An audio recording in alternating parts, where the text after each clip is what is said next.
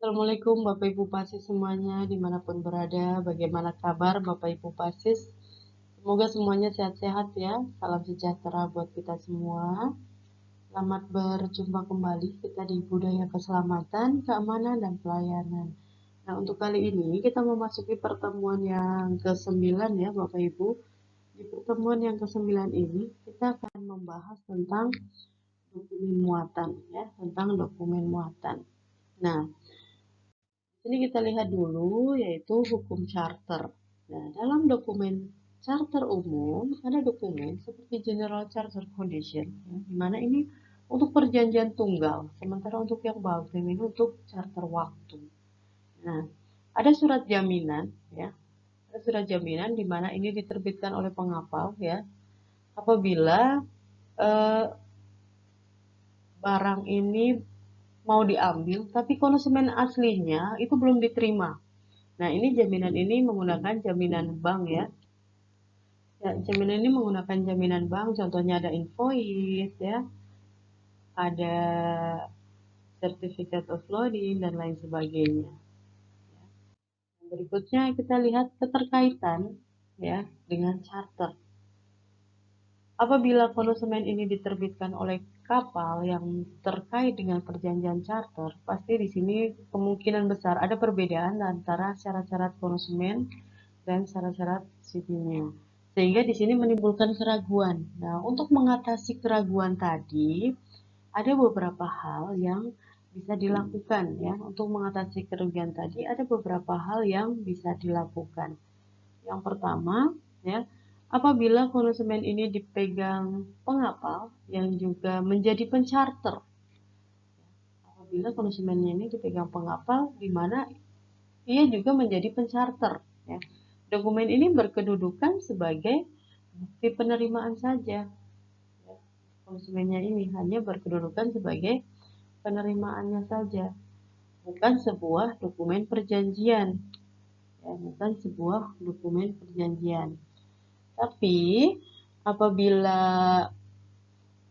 barang yang diangkut dengan syarat-syarat konsumen tadi, jika pengapalnya itu bukan pencharter, ya, pengapal itu bukan pencharter, maka ketentuan tentang konsumen ini berlaku. Jadi konsumen ini adalah dokumen penting dalam pengangkutan barang melalui laut. Ya, jadi ketika kapal terikat perjanjian charter, ya, kedudukan konsumen ini menjadi relevan. Ya, jadi dalam konteks charter ini, di mana pencharter ini memiliki kendali penuh ya atas kapal layaknya pemilik. Jadi kalau untuk yang berbuat charter ini, kapal ini memiliki pencharter ini memiliki kendali penuh atas kapal layaknya pemilik ya. Nah, konsumen di sini tetap berperan sebagai bukti penerimaan barang dan mengatur hubungan antara pencharter dengan pengapal ya.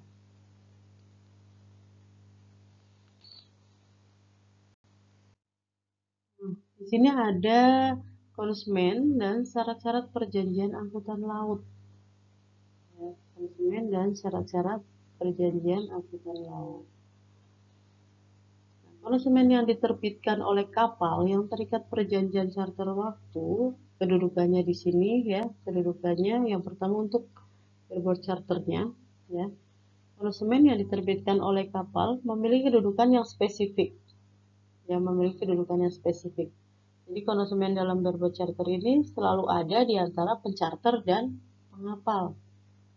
Ya, selalu ada di antara pencharter dan pengapal.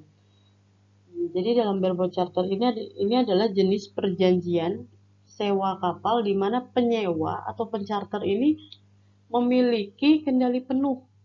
Jadi perjanjian sewa kapal di mana penyewa atau pencharter ini memiliki kendali penuh atas kapal.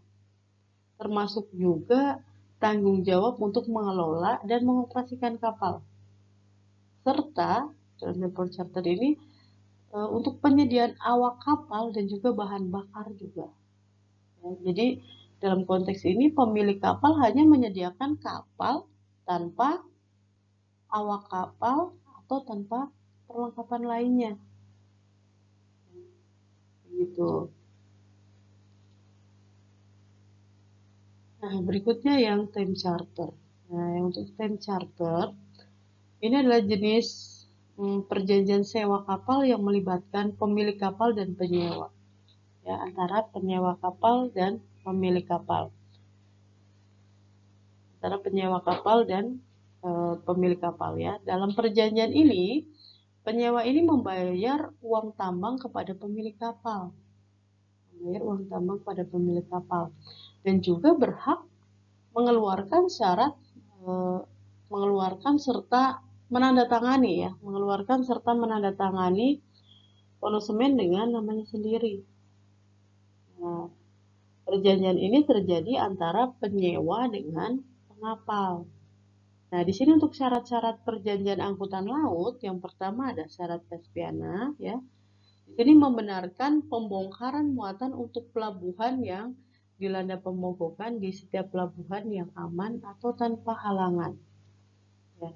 Jadi syarat ini memberikan izin untuk membongkar muatan di pelabuhan yang terkena pemogokan ke pelabuhan lain yang aman dan tidak terhalang. Jadi di sini memastikan kelancaran proses bongkar muat meskipun ada gangguan di pelabuhan tujuan awal, ya. Yang berikutnya ada syarat Himalaya. Nah, di sini mengatur perpanjangan dan pembatasan tanggung jawab yang dimiliki pengangkut, karyawan, dan para agen. Jadi, syarat ini mengatur perpanjangan dan pembatasan tanggung jawab pengangkut, tanggung jawab karyawan, dan agen-agennya. Nah, ini penting, ya, untuk syarat yang Himalaya ini penting untuk melindungi pihak-pihak yang terlibat dalam proses pengangkutan. Dari apa? Dari klaim yang berlebihan atau yang tidak adil. Itu. Terus yang ketiga adalah syarat London, ya. Di sini eh, diadakan untuk kapal-kapal pelayaran tetap. Jadi syarat ini khusus berlaku untuk kapal-kapal yang pelayarannya tetap, yang melakukan jadwal yang tetap. Jadi jadwalnya teratur, ya. Jadi syarat ini mencakup untuk ketentuan mengenai pemberian fasilitas, ya, ketentuan pemberian fasilitas, terus aspek-aspek lain di mana ini berkaitan dengan layanan kapal yang terjadwal tadi, ya.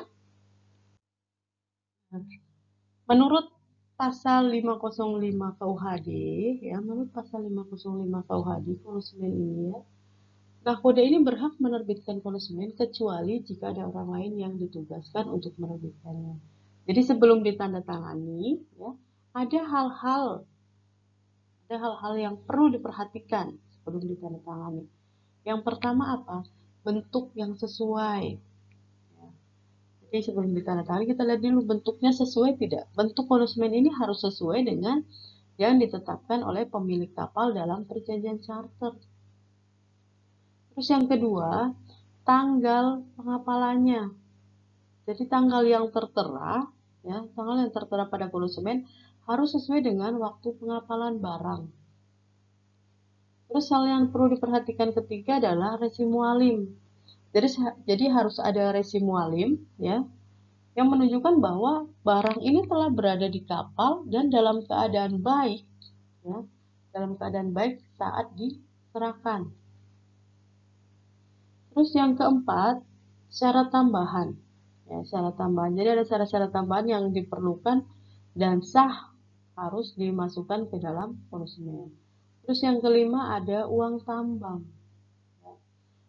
Jadi untuk pembayaran uang tambang, ya, poin yang kelima ini, jika disyaratkan sebagai pembayaran di muka, ya, maka uang tambang ini harus sudah dibayar. Terus hal yang perlu diperhatikan di poin ke-6 adalah pemenuhan hak pemilik kapal, tentang pemenuhan hak pemilik kapal. Jadi jika kapal itu dicharter, hak-hak pemilik kapal terkait dengan waktu bongkar muat atau demurrage atau denda keterlambatan ini harus sudah dipenuhi semua. Jadi ini ada 6 poin, ya, yang harus diperhatikan sebelum penandatanganan konsumen. Ada beberapa istilah ya, karena konsumen ini fungsi utamanya adalah sebagai tanda terima ya. Jadi ada beberapa istilah yang terdapat dalam konsumen ya. Yang pertama ini ada apparent goods ya, order and condition. Jadi ini maksudnya yang pertama adalah, istilah yang pertama ini adalah konsumen ini yang bersih ya, dan berlaku untuk keadaan barang dari luar. Dalam artian di sini mengingat pengangkut itu tidak memiliki sarana untuk ya, untuk menilai keadaan di dalam muatan tersebut ya. Jadi keadaan di dalamnya bagaimana. Jadi konsumen ini harus bersih ya. Konsumen ini harus bersih dan berlaku untuk keadaan barang dari luar. Terus yang kedua, quality and condition ini untuk dimaksudkan untuk menyatakan bahwa kualitas atau sifat dari dalam dan kondisi yang terlihat dari luar ya, dari muatan tidak diketahui oleh pengangkut. Jadi dimaksudkan keadaan dalam dari muatan ya, baik itu sifat ya, itu dari untuk kondisinya ya, itu sesuai karena tidak bisa dilihat dari luar ya. Terus yang ketiga ini untuk data and content ini untuk catatan yang merupakan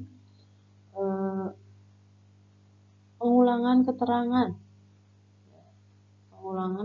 yang diberikan oleh pengapal atau pengangkut mengenai isi muatan ya, mengenai isi muatan. Terus yang keempat, anapurtis ini adalah pernyataan yang menyusul penandatanganan konsumen oleh nakoda. Jadi pernyataan yang menyusul penandatanganan konsumen oleh nakoda jika dalam dokumen tersebut dicantumkan hal-hal yang bertentangan dengan kebijakan pengangkut. Kan? Ada hal-hal yang bertentangan dengan kebijakan pengangkut. Ini istilah-istilah ya yang didapat dari konsumen. Terus berikutnya ada surat jaminan. Ya, surat jaminan. Jadi untuk surat jaminan untuk keperluan perdagangan konsumen ini tidak dibenarkan memuat keterangan palsu. Ya. Jadi tidak dibenarkan dalam konsumen ini memuat keterangan palsu menyangkut keadaan barang. Ya. Jadi diharapkan di sini pengapal ya. Jadi di sini pengapal ini membutuhkan konsumen yang bersih dan penyelesaian pembayaran. Jadi jangan ada keterangan palsu di dalamnya. Oleh sebab itu di sini diajukan kepada nakoda atau agen perusahaan sebuah dokumen ya, yang dikenal dengan letter of indemnity atau back letter yang menjelaskan bahwa pengapal di sini memberikan jaminan sehubungan dengan kerugian yang akan dihadapi sebagai akibat penerbitan konsumen bersih tadi. Tidak ada keterangan palsu. Nah, dokumen yang diterbitkan itu tidak memiliki kekuatan hukum apapun. Artinya apa? Artinya jika kemudian hari itu timbul sengketa hukum, maka nakoda ini bisa dipersalahkan. Nah, menurut pasal 506 KUHD, ya, pasal 506 KUHD, konsumen ini adalah surat tertanggal ya tentang pengangkut yang menerangkan telah menerima barang untuk diangkut ke tujuan tertentu dan menyerahkan kepada pihak-pihak yang ditunjuk. Ya. Ini menurut pasal 506 KUHD. Jadi karena tadi fungsi utamanya konsumen adalah sebagai tanda terima ya. Jadi ini fungsi dari konsumen selain tanda terima juga ada bukti perjanjian, juga ada dokumen kepemilikan. Nah, untuk tanda terima ini maksudnya di sini adalah Konsumen ini berfungsi sebagai bukti penerimaan barang oleh pengangkut dari pengirim, di mana ini menunjukkan bahwa barang ini telah dimuat di atas kapal.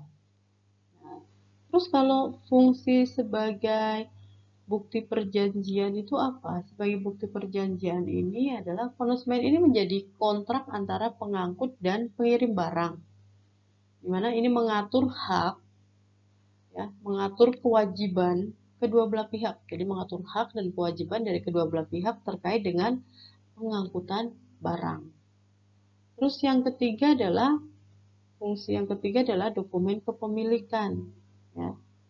Jadi konsumen ini juga merupakan dokumen kepemilikan atas barang yang diangkut.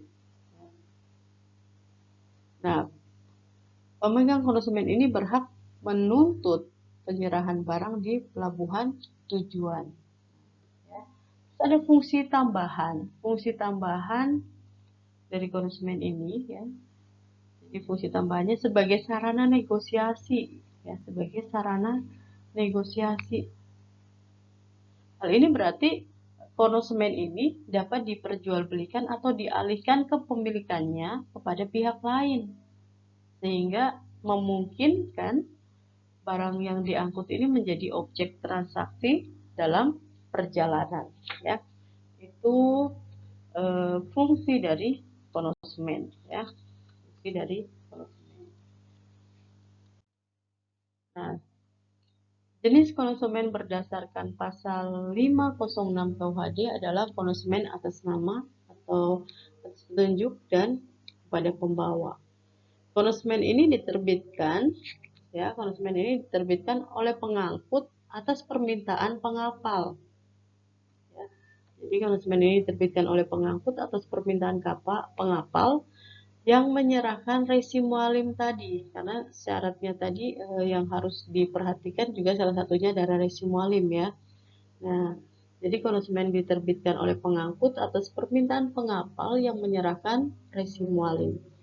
Nah, dokumen penerima ini merupakan kewajiban pengangkut. Nah, ini adalah sesuai dengan pasal 1339 KUHP. Pengalihan pihak penerima, untuk pengalihan pihak penerima untuk konsumen atas nama itu hanya dapat dilakukan dengan sebuah akte sesi. Itu pasal 613 KUHP. Nah, penunjukan pihak penerima untuk konsumen atas petunjuk tadi dilakukan dengan endorsement sesuai dengan pasal 508 KUHP. Itu yang penandatanganannya sekali pada bagian luar konsumen, ya. Oke, Bapak Ibu pasti semuanya, terima kasih yang sudah menyempatkan waktunya untuk menyimak pembelajaran hari ini. Nanti untuk materi saya lampirkan, begitu juga untuk kuisnya, ya Bapak Ibu, tolong dikerjakan, nanti kuisnya saya lampirkan juga. Terima kasih Bapak Ibu semuanya, salam sehat selalu. Sampai jumpa kembali di pertemuan berikutnya. Terima kasih. Assalamualaikum.